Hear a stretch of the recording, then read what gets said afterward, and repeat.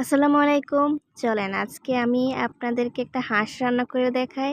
এই যে দেখতে পাচ্ছেন আমি প্রথমে হাঁসটা ভালো করে বেছে একদম পরিষ্কার করে একদম কেটে অফ ক্যামেরাতে আমি কেটে ধুয়ে আপনাদের মাঝে নিয়ে আসতেছি। তো এই যে দেখেন আমি হাঁসগুলোকে ভালো করে কেটে নিয়েছি, ধুয়েও নিয়েছি। আপনারা চেষ্টা করুন ভালো করে ধুয়ে নেওয়ার। তো এখন আমরা এটাতে পেঁয়াজ, কাঁচামরিচ কেটে দিব। পেঁয়াজটা বেশি পরিমাণে দেওয়ার চেষ্টা করবেন। তো এই যে আমি পাতিলে আজকে রান্না করব।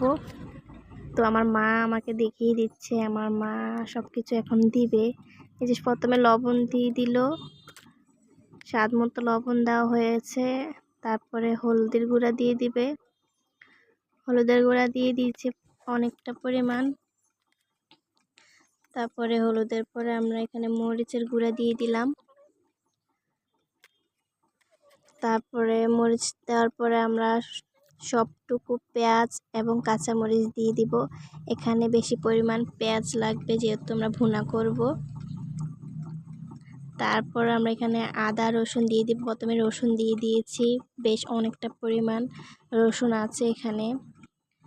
হাঁসের মাংস আদা আর রসুন সম পরিমাণ দেওয়ার চেষ্টা করবেন, বেশি পরিমাণে, তাহলে খেতে অনেক ভালো লাগবে।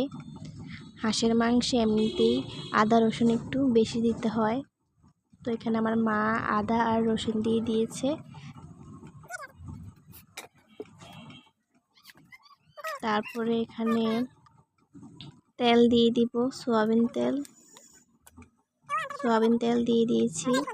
এখন এটাকে ভালো করে হাত দিয়ে সুন্দর করে মাখাতে হবে। এই যে আমার মা কাজটা করতেছে, দেখতে পাচ্ছে আমার মায়ের হাতে আজকে রান্নাটা হবে। তো মায়ের হাতের রান্না এমনিতে মজা হয়। আমার মা দেখতেছে, দেখতে আমাকে বলতেছে দেখ কত মাংস এখানে আছে, খেতে অনেক মজা হবে দেখতেছে। তো সবাই এইভাবে হাত দিয়ে মাখানোর চেষ্টা করবেন, হাত দিয়ে মাখলে ভালোই লাগে। তো আমি আজকে মাটির চুলায় রান্না করব। কে কে মাটির চুলায় রান্না করেন অবশ্যই কমেন্টে আমাকে জানাবেন। মাটির চুলায় যে কোনো রান্নাই অনেক পরিমাণ ভালোই লাগে, অনেক স্বাদ বেড়ে যায়। তো মা কি সুন্দর করে বসিয়ে দিল, আমিও দেখতেছি।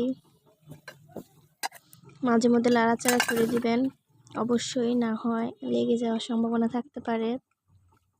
তো এখান থেকে প্রায় অনেকটা পরিমাণে পানি উঠবে, এক্সট্রা এখন পানি দেওয়া লাগবে না। ভালো করে কষিয়ে নিতে হবে। কষানো হয়ে গেলে পানি দিয়ে দিব বেশ অনেকটা পরিমাণ, যাতে মাংসগুলো সিদ্ধ হয়ে যায়। তারপরে সব কিছু হয়ে আসার পরে আমরা লাস্টে গরম মশলা অ্যাড করব। এখানে গরম মশলা আর জিরার গুঁড়া আছে। গরম মশলার গুঁড়া আর জিরার গুঁড়া লাস্টে আমরা ব্যবহার করছি। এই যে দেখতে পাচ্ছেন আমাদের রান্নাটা প্রায় হয়ে গেছে। তো কেমন হলো আমাকে জানাবেন, বেশি বেশি লাইক কমেন্ট এবং শেয়ার করে দিবেন অবশ্যই। সবাই ভালো থাকবেন, আল্লাহ হাফিজ।